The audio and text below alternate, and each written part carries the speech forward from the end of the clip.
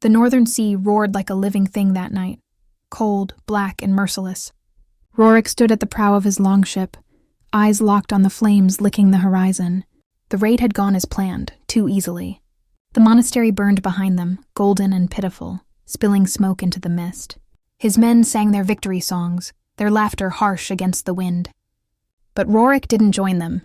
His gaze was fixed on the coast, a small figure running through the smoke. A woman. He should have ignored her. Every raider knew that survivors only meant trouble, but something, some instinct older than reason, anchored his feet. She wasn't fleeing. She was dragging something. A child, maybe, or someone wounded.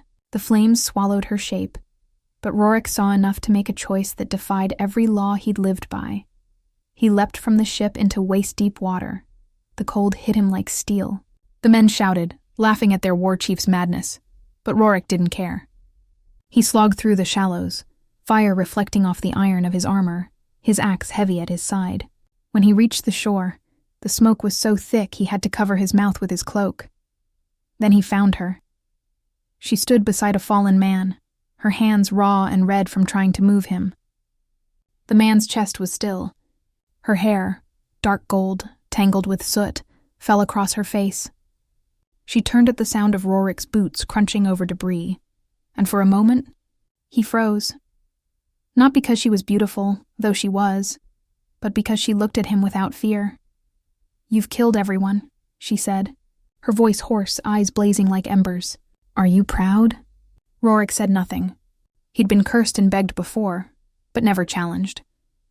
When he didn't answer, she rose to her full height. Not tall, but unyielding. "Then finish it," she said, spreading her arms, the fire behind her making a halo of her hair. Rorik's grip tightened on his axe. His men's voices echoed faintly from the shore, calling for him to return. But he didn't. Something in her steadiness, her utter lack of pleading, stirred something deep, something long buried. "What's your name?" he asked instead. Her expression flickered, just a heartbeat of surprise. "Freya," he repeated quietly, tasting the name like a strange word in his mouth. "Take what you need.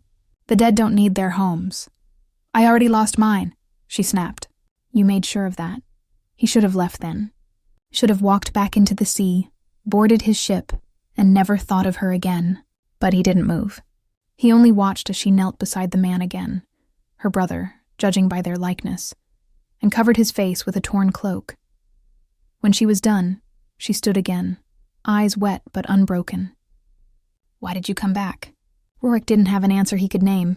The fire crackled between them. "Maybe," he said finally, "to see if anything still burned that wasn't a house." Freya's eyes narrowed, but she said nothing more. He turned to leave, his boots sinking in the ash-soft ground. Then she spoke again, quiet but sharp enough to reach him. "If the gods are kind," she said, "you'll one day lose everything you've ever taken." He didn't look back. But the words followed him into the waves. That night, as his ship pushed away from the burning coast, Rorik couldn't shake her from his thoughts. The woman who cursed him didn't tremble. She stood like something unburnable. He told himself it was just curiosity. But even as the wind howled through the sails, he felt something unfamiliar settle in his chest, something that wasn't rage or pride. It was the faint, unsettling ache of remembrance. 3 days after the raid, the sea turned violent. The wind shrieked like a curse from the gods, and the longship bucked under its weight. Rorik's men fought the waves with oars and curses, but it was no use.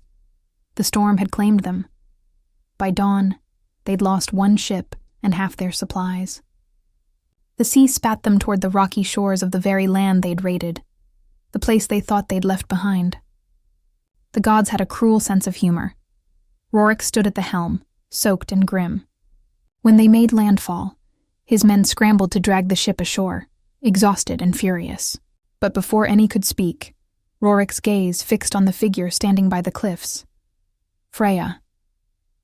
Her cloak whipped in the wind, and her hair, now clean and braided, gleamed gold in the stormlight. Behind her stood a few villagers, weapons in hand.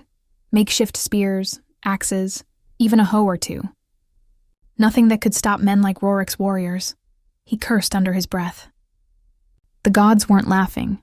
They were setting a snare. "Chief," said Haken, his second, "we should take the ship inland before the tide breaks it." "The locals can't stop us." Rorik didn't answer. He walked forward, slow and deliberate, his boots sinking in the wet sand. The villagers tensed, but Freya didn't move.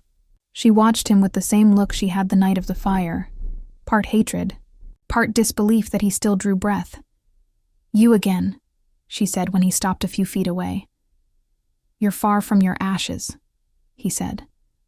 She held her head high. "And you're far from your gods.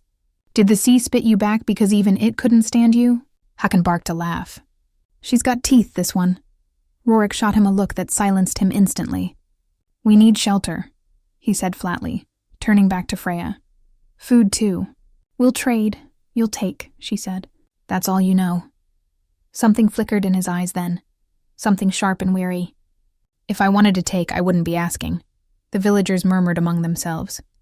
The storm wind bit harder, and the waves clawed at the shore. Finally, Freya spoke, her tone clipped. "There's an old hall inland. It's half rotten, but it'll keep you dry. You can have it for the night." Rorik studied her, trying to find the trick. "And in return? You leave come morning," he almost smiled. "You don't trust my word." "I don't trust raiders." He gave a short nod. "Wise." When he turned to signal his men, Freya's voice cut through the wind. "You'll need a guide. The path floods in the storm." He met her gaze again. "You're offering to walk with us?" Her jaw tightened. "I'm offering to make sure you don't drown and wash up again next week." Rorik's lips curved slightly. The closest thing he had to amusement. "Then lead, Freya of the Ashes." She didn't rise to the name, though her eyes burned. The path to the old hall wound through mist and pine, the air sharp with salt and rain. Rorik's men muttered behind them, dragging what remained of their supplies.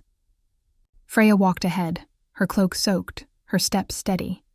She didn't speak, and neither did he, until, after an hour, she asked, "Do you enjoy it?" He glanced over. "What?" "The raiding, burning, taking." He didn't answer immediately. "It's what we do." "That's not an answer." He looked at her then, really looked. "Enjoyment isn't part of survival." "Then maybe you've forgotten what living feels like." That silenced him. The sound of rain filled the space between them. When they finally reached the old hall, the roof sagged but held. Smoke stains crawled up the hearthstone from long-dead fires. Rorik ordered his men to make camp, and soon the air filled with the scent of burning pine. Freya moved to leave, but he stopped her. "You'll stay. Until morning." Her brows drew together. "Why?" "Because I don't trust you," he said simply. She gave a bitter laugh. "You think I'll slit your throat in your sleep?" He shrugged. "Wouldn't be the first woman to try." For the first time, something like humor ghosted across her face. "Then you must not be very likable." Rorik met her gaze, his own calm and unreadable. "I've never needed to be." Their eyes held longer than either expected. The rain outside softened to a steady whisper. Somewhere in the dark, a wolf howled. Freya finally looked away, muttering, "The gods have strange ways of punishing men." Rorik watched her sit by the fire, her hands trembling slightly from cold. He tossed his fur cloak over her shoulders without a word. She froze, confused. "I don't need—" "It's not for need," he said quietly. "It's for warmth." Then he walked away, leaving her staring into the fire, the weight of his cloak heavy across her shoulders, and the strange realization that the man she'd cursed might still have something human left in him. The storm lasted 3 nights. By the second day, the hall had become a strange kind of truce. Rorik's men repaired their weapons and dried their furs by the fire. Freya kept her distance, silent but unafraid. She mended torn clothes with bits of linen and thread she'd scavenged from the ruins nearby. She didn't speak to the raiders unless she had to, and when she did, they listened. Rorik noticed that. His men who laughed at death and mocked kings, spoke to her with uneasy respect. Perhaps it was the way she met their eyes, without fear or flattery, Or maybe because she reminded them of home, of something they'd buried long ago. That night, when the others slept, Freya stepped outside. The rain had stopped, and the forest was heavy with mist. She knelt by the stream to wash her hands, and when she looked up, Rorik was standing there. "You move quietly for a man your size," she said. He gave a faint smirk. "And you wander boldly for a woman surrounded by raiders." She didn't turn to face him. "If you were going to harm me, you'd have done it already." "That's a dangerous kind of faith." "Not faith," she said softly. Observation. Rorik stepped closer, boots crunching over the wet earth. The moonlight caught the edges of his scars, faint lines along his jaw, one above his brow, another near his collarbone. He'd lived through more blades than most men saw in a lifetime. "You hate me," he said finally. "I hate what you are," she corrected. He studied her, his voice low. "You think there's a difference?" Freya met his gaze then, green eyes unwavering. "There has to be, or the gods wouldn't have spared you." Something in him faltered. Just a flicker, a shadow behind his expression. "The gods don't spare," he said. "They test." "Then what are they testing in you?" He didn't answer. For a long while, they just stood there, the sound of the stream whispering between them. Finally, he said, "When I was a boy, my father told me home was something a man builds from blood and bone. I built mine from war. It's all I know." Freya rose to her feet, brushing her hands clean. "Then maybe it's time you learned something else." She turned to leave, but his hand shot out, catching her wrist, firm, but not rough. "You speak as if it's easy." Freya looked down at his hand, then back up at him. "Nothing worth healing ever is." He let her go. When she disappeared back into the hall, Rorik stayed by the stream. He stared at the moon's reflection until the wind broke it apart. By morning, his men were restless. The storm had cleared, and they were eager to move north, to trade, raid, or simply escape the strange calm that had settled over their chief. Håkon approached him. "The sea's quiet again. We can sail by midday." Rorik didn't respond. He was watching Freya gather herbs near the tree line. "Chief," Håkon pressed, lowering his voice. "The men are talking." "You're changing," Rorik's gaze snapped to him. "Careful." "I mean, no insult," Håkon said quickly. "But that woman, she's a curse. You should have left her with the dead." Rorik looked past him toward the fire where Freya knelt. "Maybe I should have." But when their eyes met across the camp, something unspoken passed between them. Recognition, perhaps, or challenge. And Rorik knew, with grim certainty, that he wouldn't leave her. Not yet. That night, as the men prepared the ship, Freya approached him one last time. "The hall will be empty again," she said quietly. "You have what you came for." Rorik turned to face her fully. "Do I?" She frowned. "You've taken supplies, shelter, what more do you want?" He studied her for a long moment. "An answer. To what? What makes someone like you stay among ashes when there's nothing left?" Freya hesitated, then said softly, "Because something always grows there first." Rorik's expression shifted, part disbelief, part something he couldn't name. He didn't reply, but when his men pushed off at dawn, he gave a single order that silenced the beach. "She comes with us." Freya's eyes widened. "You can't be serious." "You said you wanted me to learn," Rorik interrupted. "Then teach me." And before she could protest, the tide carried them both away from the shore, toward something neither yet understood. The sea was calm when they left the shore, but by the second day, it felt colder. Not from the wind, from silence.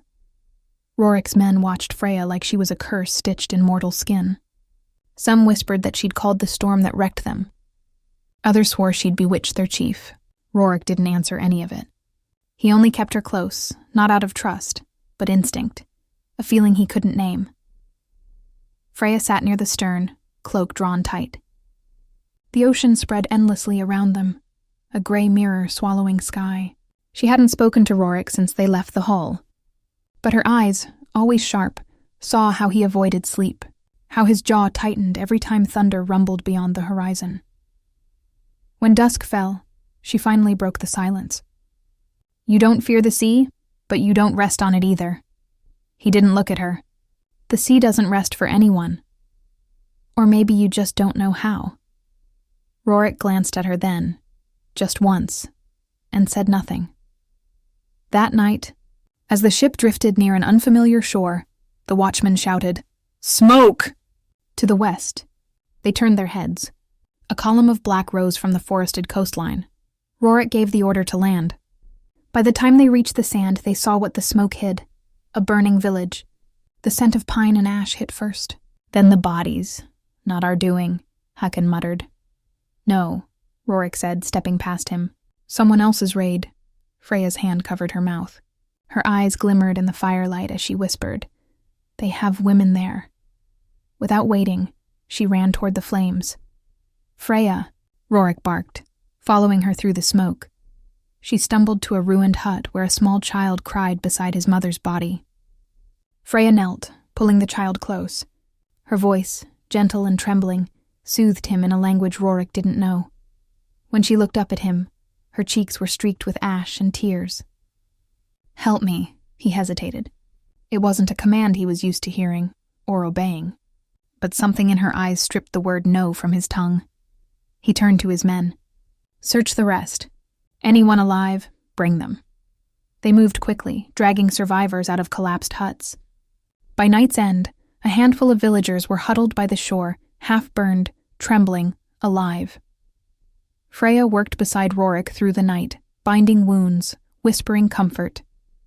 When dawn finally broke, she sat on the sand, exhausted, the child sleeping against her chest.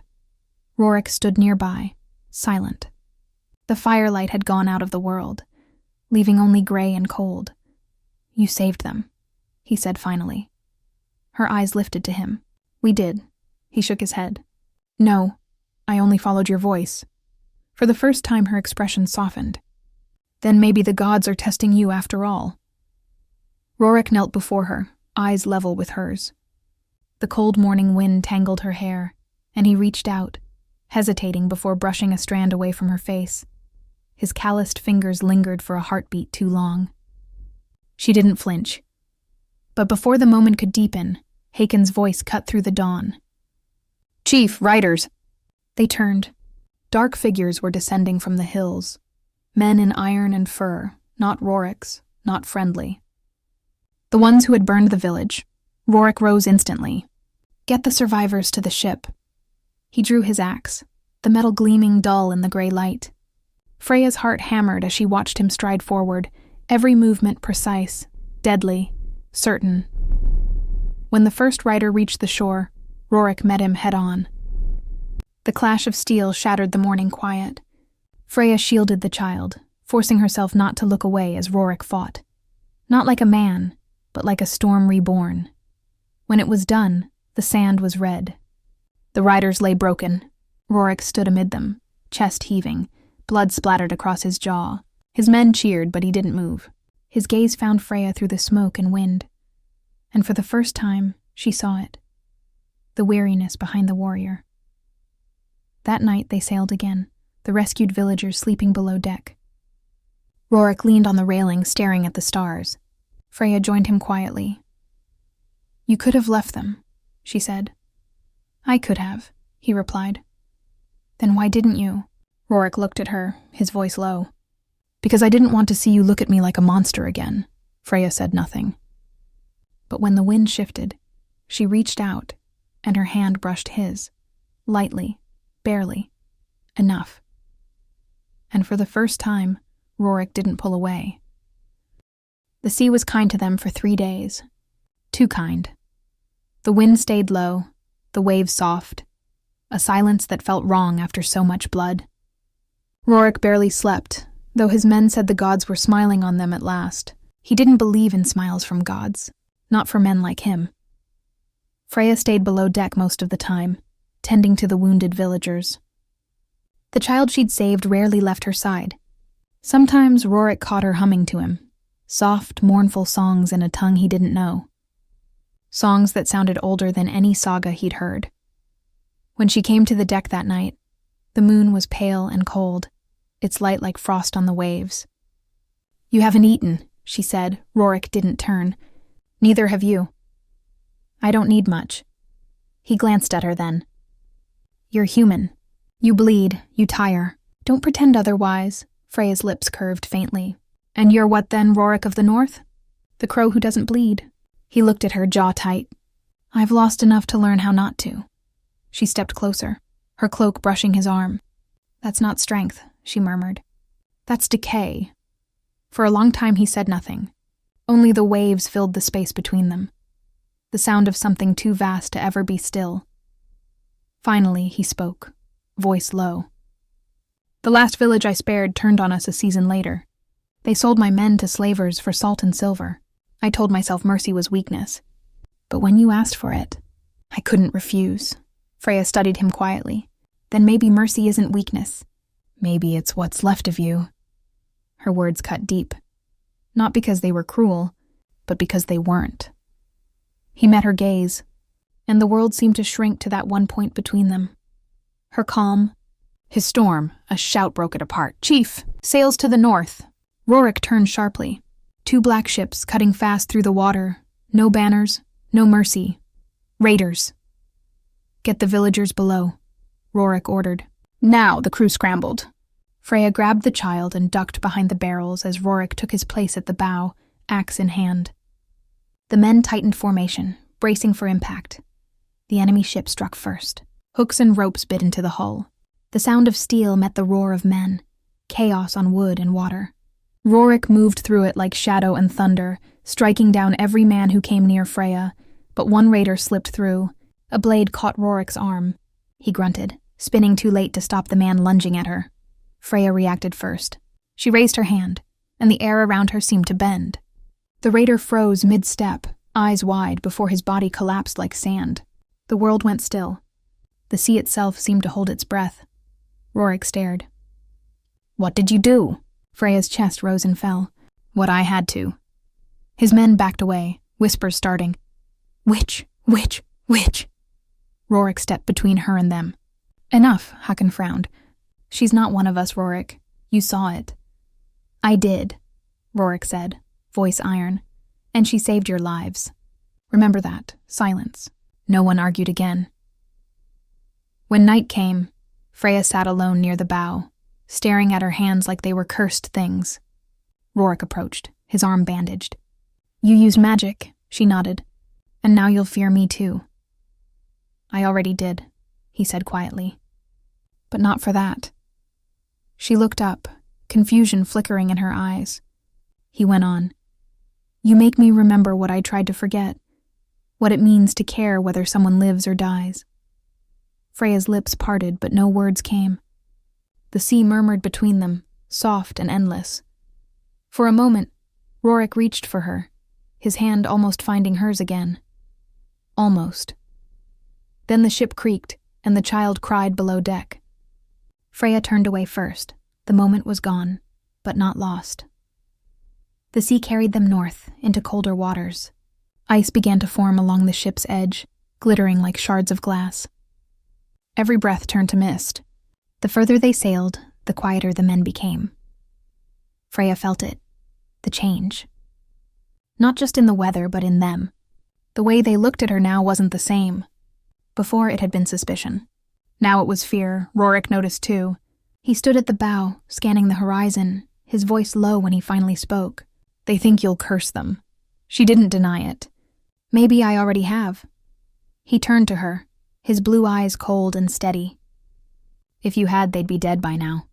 Freya almost smiled. Almost. "You speak like someone who's seen witches before." "I have."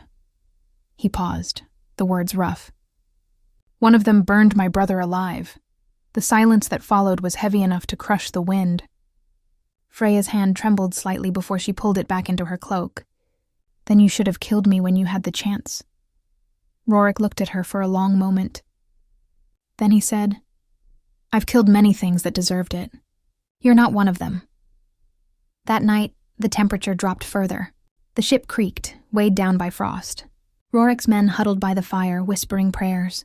Freya sat apart, the rescued child asleep in her lap. She was humming again, that same ancient melody that didn't belong to this world. But halfway through the song, the flames flickered, then dimmed, turning blue. The air thickened. Rorik rose immediately. "What are you doing?" Freya didn't answer. Her eyes were distant, glowing faintly as if she were listening to something no one else could hear. The ship groaned beneath them. The ice cracked. "Freya!" She blinked, and then the light vanished. The fire turned orange again.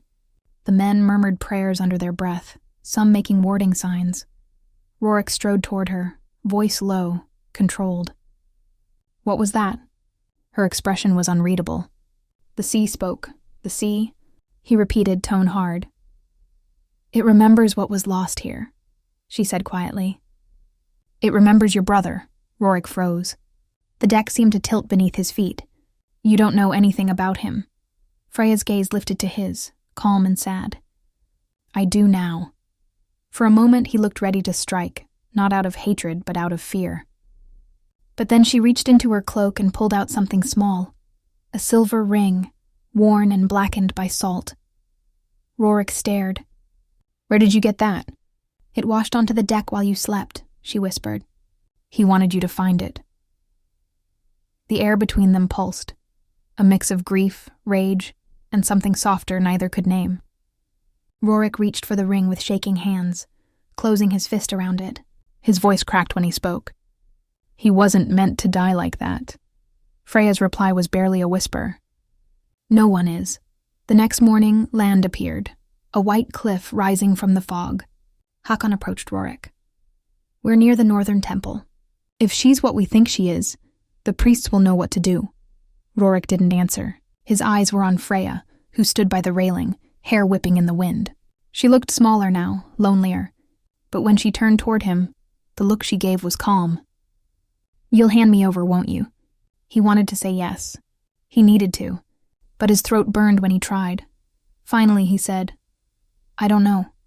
Freya nodded once, as if she had expected that. "Then I'll decide for you." Before he could move, she stepped up onto the railing. The wind tore at her cloak, and her hair flared like gold in the cold sun. "Freya," she looked back at him, eyes bright with something fierce and sad. "You said the gods were testing you. Maybe this is how."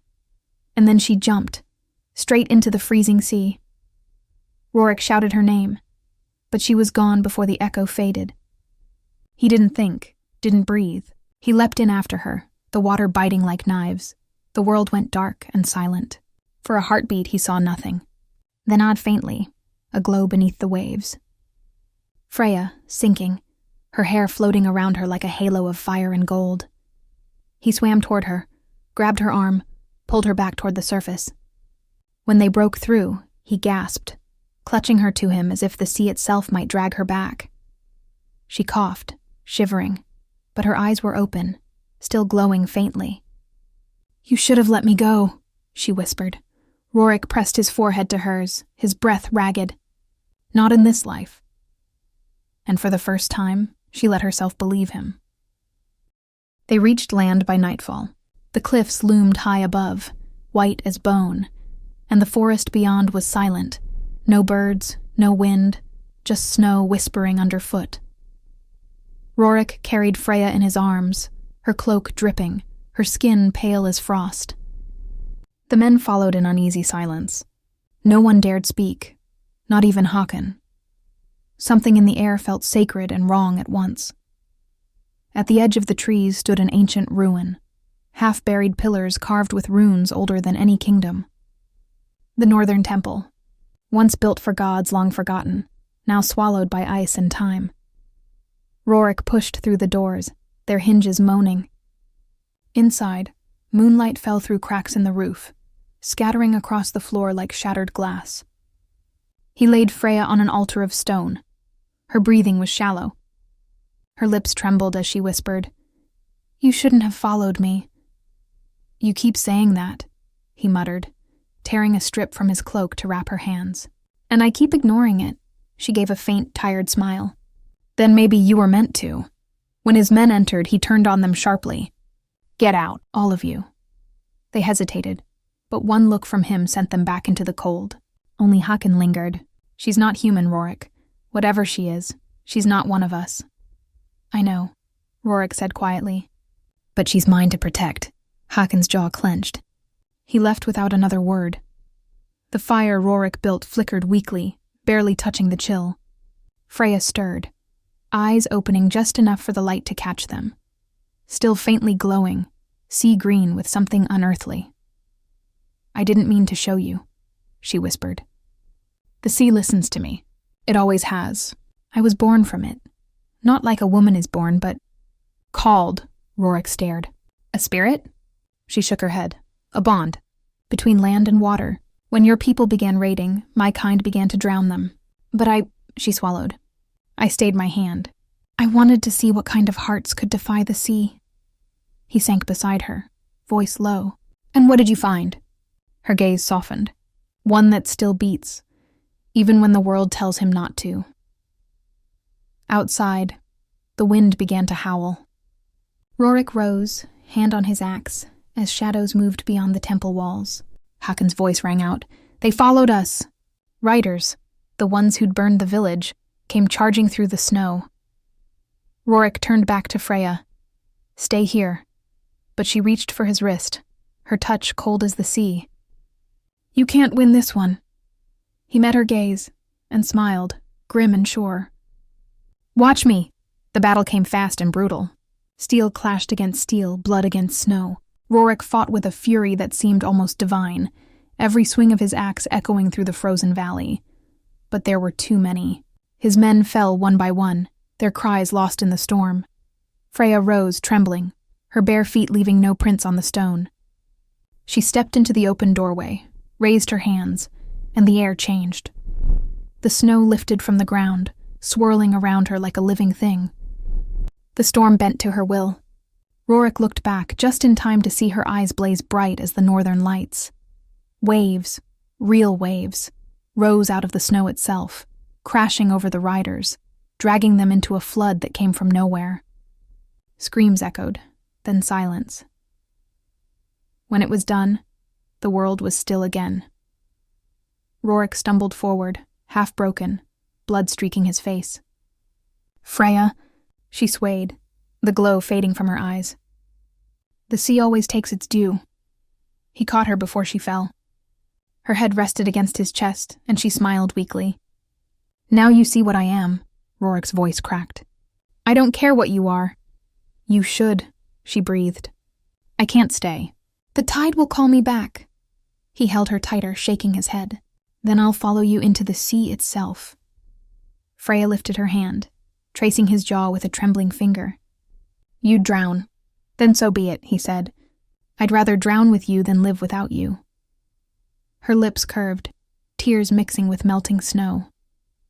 You don't belong to the sea, Rorik's answer was a whisper. Maybe I do now. The temple light dimmed. The wind quieted. And in that silence, Freya leaned up, pressed her mouth to his, cold as winter, warm as dawn, and the sea roared outside as if answering her. When he opened his eyes again, the room was empty. No blood, no body, only the faint sound of waves, though they were miles from shore. He stepped outside. The snow had stopped. The horizon glowed faintly blue, and a single silver ring lay in the snow, the one he'd taken from his brother. Beside it, a strand of golden hair. Rorik picked them both up and looked toward the sea. For the first time in his life, he smiled. He had found peace, not in war, but in what he'd never believed in before. Home.